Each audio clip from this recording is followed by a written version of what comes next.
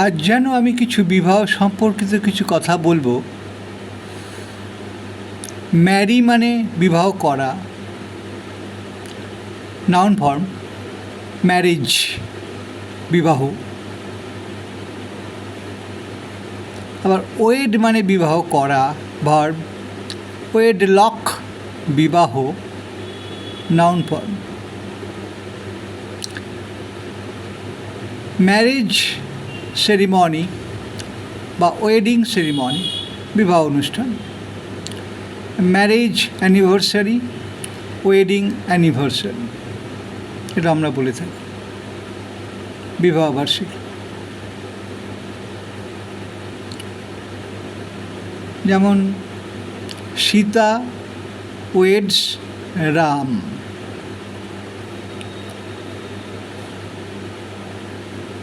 Marriage থেকে আরেকটা শব্দ উঠে এসছে যেন, ম্যাট্রিমনি। ম্যাট্রিমনি মানেও বিবাহ। আজকাল একটা সাইট পাওয়া যায়, তাকে বলে ম্যাট্রিমোনিয়াল সাইট, যেখানে পাত্র পাত্রীর সন্ধান পাওয়া যায়। এখন পাত্র পাত্রী কাকে বলে না, ব্রাইড গ্রুম হলো পাত্র, আর ব্রাইড মানে হলো পাত্রী, মানে কনে আর বরকনে। বিবাহের পরে যেন এই পাত্রপাত্রী হয়ে যায় হাজব্যান্ড অ্যান্ড ওয়াইফ, এবং তাদেরকে একত্রে বলা হয় স্পাউস।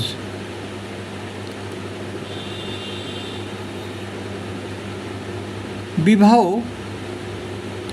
একটি পবিত্র অনুষ্ঠান।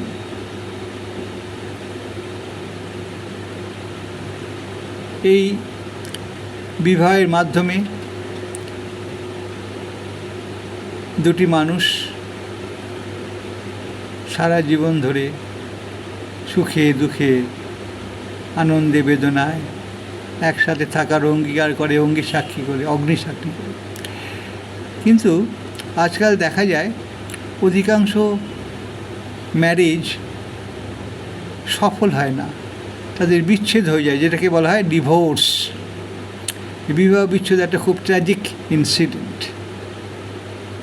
তো ম্যারেজ নিয়ে আরেকটা ব্যাপার আছে, যেন যখন তোমরা ফর্ম ফিল আপ করো তখন দেখো লেখা থাকে একটা ম্যারিটাল স্টেটাস। এই ম্যারিটাল স্টেটাস মানে তুমি বিবাহিত বা অবিবাহিত।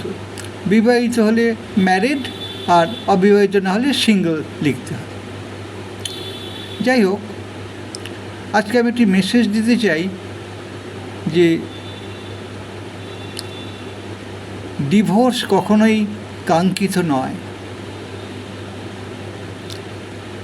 বিবাহ যত দীর্ঘস্থায়ী হবে, সারা জীবনের বন্ধন, আমৃত্যু বন্ধন, এই বন্ধনকে রক্ষা করাই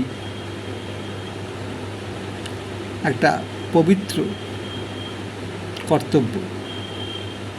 সমস্ত বর কনে পাত্রপাত্রীদের কাছে আমার নিবেদন, তারা যদি এই কথাটা মনে রাখে। টাটা।